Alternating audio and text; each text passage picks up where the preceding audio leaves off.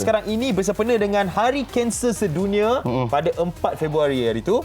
Kan hari ini semalam lah kiranya. Hari ini dah 5 Februari. Hari ini kita nak bersama dengan seorang cancer survivor. Betul. Kan?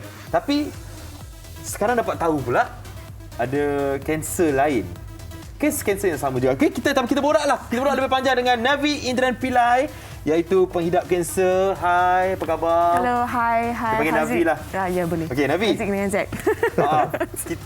Saya tadi berdapat borak sikit je dengan Navi. Kita cerita pasal permulaan Navi menghidap kanser. First kali dapat tahu adalah kanser payudara. Itu bila? So, saya first dapat tahu kanser payudara bila saya 22 tahun. So, I think that is 2013 lah. Dapat tahu kanser payudara stage 3. Stage 3 lah.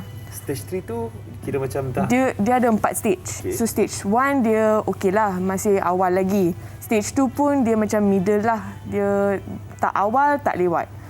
Stage 3 dengan stage 4 dia agak lewat lah. Okay. Tapi stage 3 dia masih tak lewat sangat. Boleh dirawat.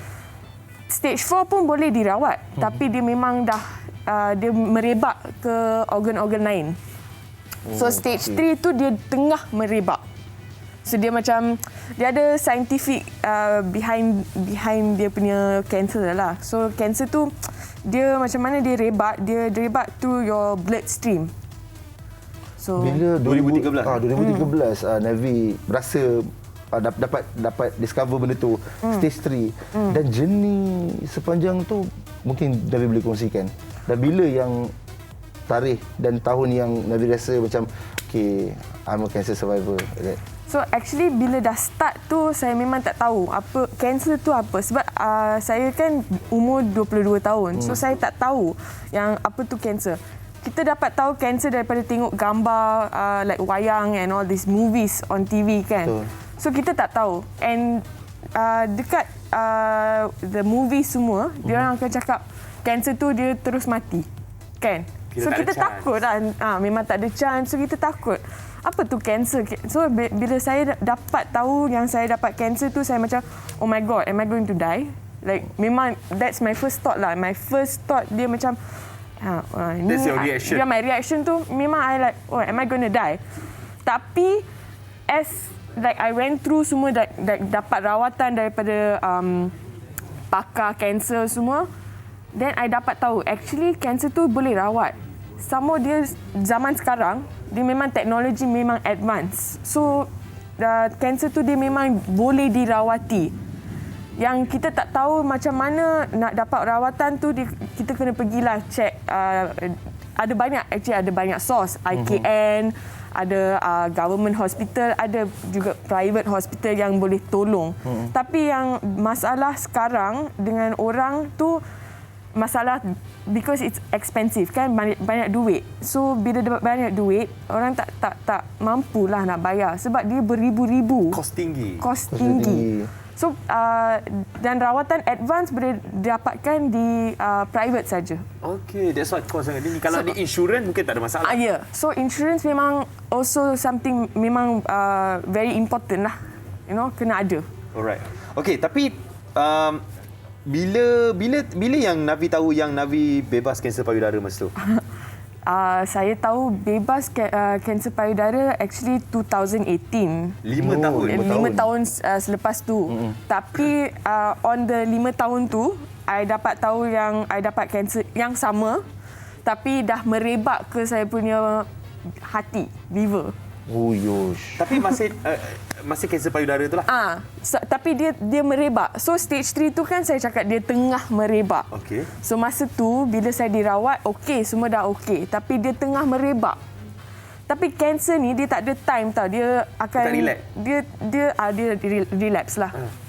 So dia takkan cakap dengan dia, okey, so saya akan datang tahun pertama, tahun kedua, dia takkan cakap. Dia tak tahu. Dia just datang je, anytime. So like for me, dia ambil masa like 5 tahun lah to come back. 2018 tu? Maksudnya baru tahu yang macam, oh bebas kanser, tiba-tiba datang balik?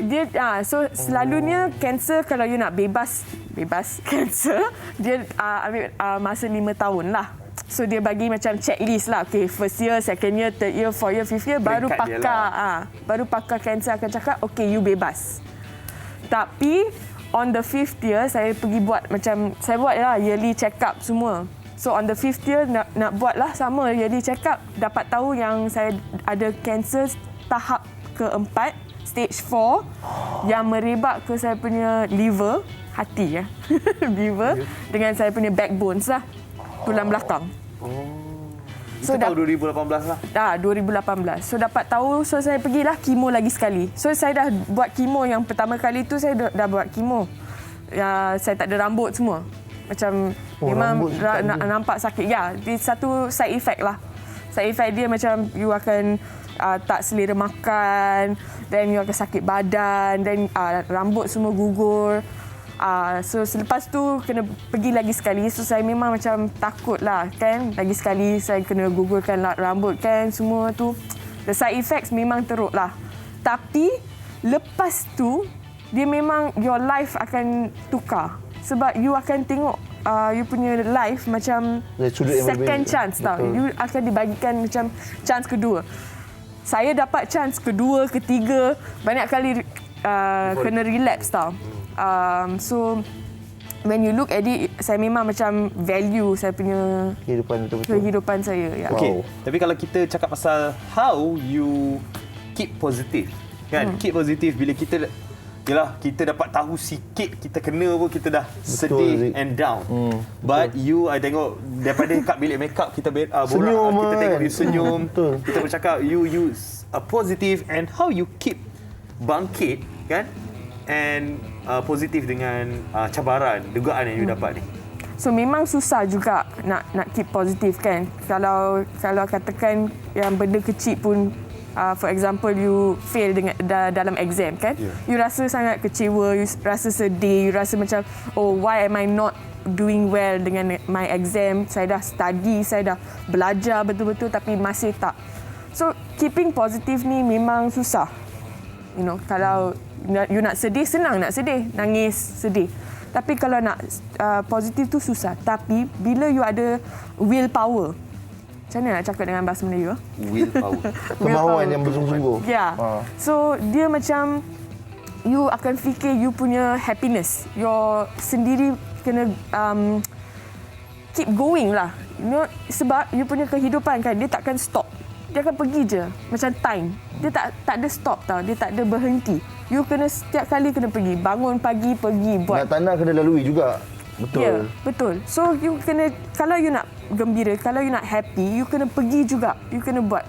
Kalau you sedih buat, memang waste of time kan. You like rasa macam tak nak buat lah, tak nak buat. Then you dalam bahasa Inggeris dia cakap procrastinate. You know, then you procrastinate. Then you become lazy. You duduk dalam rumah, you sedih. So saya memang macam selalu pergi kerja. Saya bekerja tau. Saya bekerja. Maknanya buat seperti biasa? Buat seperti biasa. You anggap kanser tu macam flu. Okay, satu flu. Okay, kena. So what you must do, you kena treat yourself kan. You kena rawat diri sendiri. So you rawat diri sendiri. You take care of your mental health. Paling important sekali, paling penting sekali your mental health lah. Memang is very very important. Your mental health. Jaga mental health, baru your physical health dia akan bagus. Saya ada kawan juga yang menghidap kanser, kan? Tapi apa yang saya tengok kagum dengan dia adalah yang macam dia keep positif and orang di sekeliling dia juga. Yeah, very important. I think orang yang sekeliling dia, especially family dengan friends, your wife, your husband, semua kena memang supportive lah. Ada banyak kes yang dia punya, kalau wife dia menghidap kanser payudara, the husband akan macam tinggalkan sebab tak boleh handle dia punya pressure, semua tak boleh handle. So yang tu memang really kesian lah, sedih. Sebab dah lah dia kena pergi buat rawatan kanser memang susah. Dan lagi pun kena tinggal pula. Kena ditinggalkan. Masa yang sangat crucial. So memang kesian jugalah. So whenever I meet this kind of patients, bila saya temu patients macam ni, saya memang rasa saya memang bertuah lah dapat saya punya family, saya punya partner semua dia memang supportive gila. Memang supportive. Thank you Navi untuk perkongsian ni, sebab saya yakin untuk sesuatu perkara tu berlaku dalam kehidupan kita, cabaran, dia mudah untuk kita bercakap. Tapi apabila kita tempuh sendiri ujian tu, belum tentu lagi kita boleh. Tapi Navi berjaya lalui benda tu dan terima kasih di atas segala perkongsian. Navi, satu, pesanan kepada penonton-penonton Borak Kopitiam atau mungkin ada penonton kita yang sedang lalui cabaran itu, apakah kata-kata semangat dan kekuatan yang Navi boleh kongsikan kepada mereka? Okay, so saya nak cakap dia dalam bahasa Inggeris. What doesn't kill you only makes you stronger. Yes, that's it. What Simple. doesn't kill you makes you stronger. Wah, siap menyanyi. Alright, Navi. Dia terfikir lagu tu. Okey, tapi apapun, Share IG. saya sebenarnya banyak benda lagi nak borak dengan Betul, Navi. betul. Apa kata Navi bagi nama Instagram? Mungkin kita boleh borak-borak kat Instagram. Boleh ikut saya Navi Indran Pillay. Saya ada dokumen semua journey saya, so ada dekat IG highlights lah. So boleh tengok saya pergi kemo semua. Masa saya rambut gugur semua memang dekat Instagram lah. Semua ada. Semua ada. Alright, tapi kalau boleh saya tanyalah untuk yang sekarang ni, last dapat tahu 2018, sekarang dah macam mana dia punya keadaan? Keadaan okey, manageable lah, boleh dirawati. Tapi saya dapat tahu saya relapse lagi sekali. Tahun 2020 dan 2021, dia dekat saya punya kepala. Otak. Kepala. Dia merepak lagi. Ya, dekat otak. Tapi yang positif, yang the good side, dia dapat dirawati dan sekarang saya okey. Alright. Ya, kita akan doakan untuk Navi terus okey. Terus okey. And yang mana juga mengidap kanser. Ya. Kita doakan anda pun okey Amin. dan dapat kuat. Amin, amin ya Allah. Baik, kita rehat dulu. Okey.